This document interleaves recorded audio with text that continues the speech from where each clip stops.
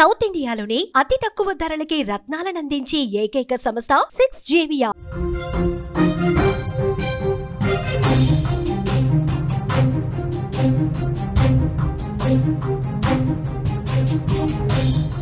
Breaking news చూస్తున్నాం. భారీ భూకంపంతో ఆఫ్ఘనిస్తాన్ తల్లడిల్లింది.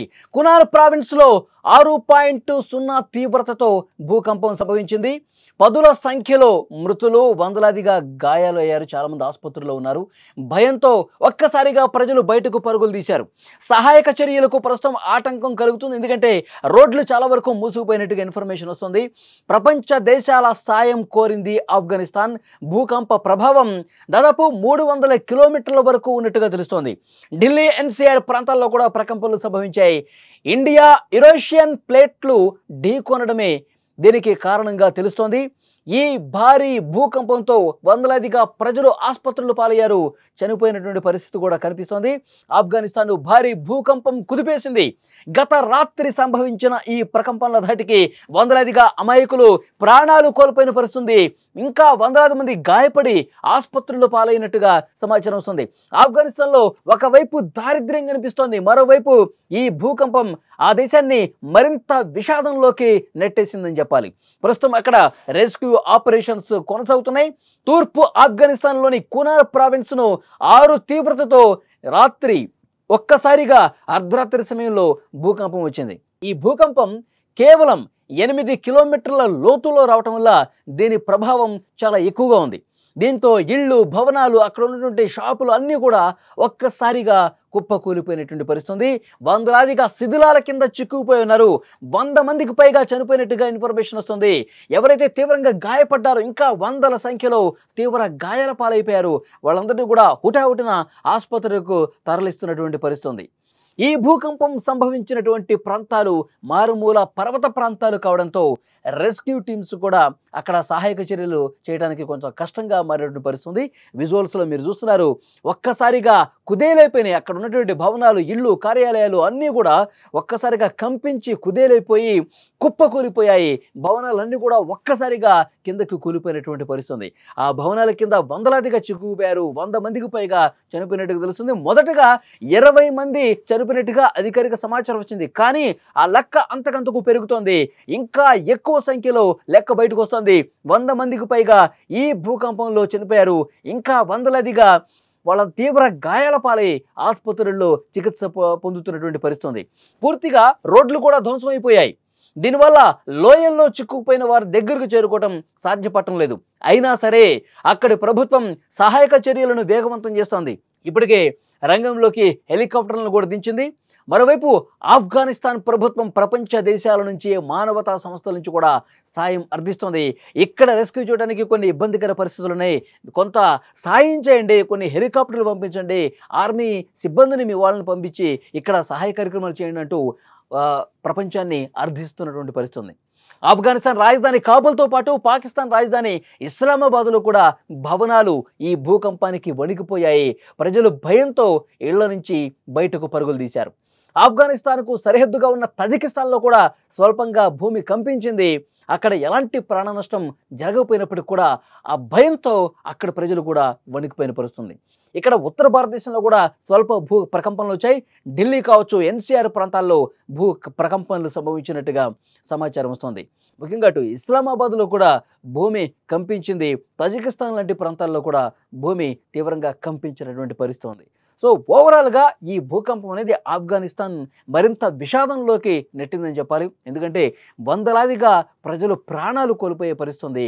ఇంకా చాలామంది కూడా ఆసుపత్రుల్లో కొన విప్పులతో కొట్టుమిట్టాడుతున్న పరిస్థితి.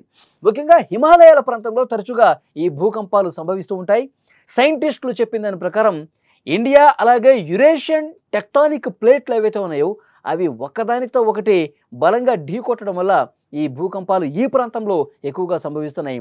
ఈ ప్రాంతాల్లో భూకంపాలు తట్టుకునే విధంగా ఇళ్లను కట్టుకోకపోవడం కూడా ఇంత ప్రాణ నష్టం జరగడానికి కారణంగా నిపుణులు హెచ్చరిస్తున్న పరిస్థితి. ఇలాంటి విపత్తులు ఎదురైనప్పుడు ముందు జాగ్రత్తలు తీసుకోవాలని సూచిస్తూ ఉన్నారు. ఆఫ్ఘనిస్తాన్ లాంటి ఆర్థికంగా వెనుకబడిన దేశాల్లో ఇలాంటి విపత్తులు రావటం ఆ దేశ ఆర్థిక వ్యవస్థ మీద, ప్రజల మీద ఇంకా తీవ్ర దుష్ప్రభావం చూపే అవకాశం ఉంది. అక్కడ సహాయ కార్యక్రమాలు కూడా చేయలేకపోతున్నారు. ఒక్కసారి విజువల్స్ చూస్తుంటే గనక హెలికాప్టర్లు కొన్ని చోట్లకు వెళ్ళలేని పరిస్థితి ఏర్పడుతుంది. అక్కడ ఆర్మీ ఏవైతే ఆ పర్వత ప్రాంతాల్లో, కొండ ప్రాంతాల దిగువన ఉన్నటువంటి కట్టడాలు ఈ భూకంపానికి కూలిపోవటం వల్ల ఒక్కసారిగా అక్కడికి వెళ్ళి వేగంగా చర్యలు తీసుకోవడంలో ఆటంకం ఏర్పడుతుంది. అందుకే ప్రపంచ దేశాల సాయం కూడా అర్థిస్తోంది.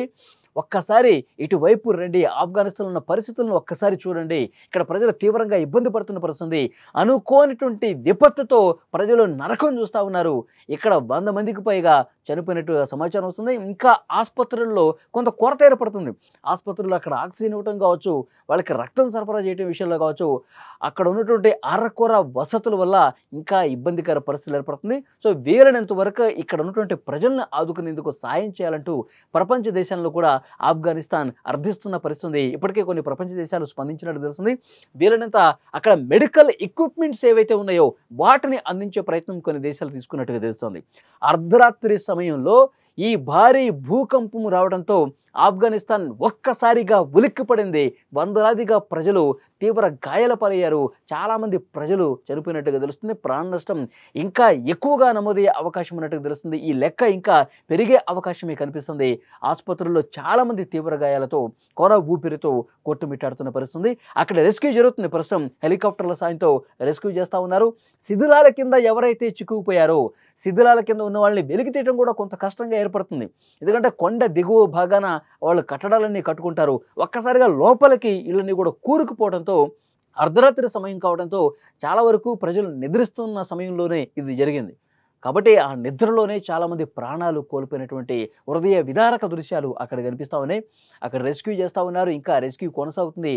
రెస్క్యూ పూర్తయిన తర్వాత వాస్తవాలేంటో బయటకు వస్తే లెక్కలు అంటే ఎంతమంది చనిపోయారు, ఎంతమంది గాయాల పాలయ్యారు, ఎంతమంది హాస్పిటల్లో ప్రస్తుతం చికిత్స పొందుతున్నారు, ఈ లెక్క బయటికి రావడానికి ఇంకా 1-2 రోజుల సమయం పడుతుంది. అంటే ఈ ప్రమాద తీవ్రత ఈ స్థాయిలో జరగటానికి ప్రధాన కారణం ఏంటంటే భూకంప తీవ్రత ఎక్కువగా ఉంది.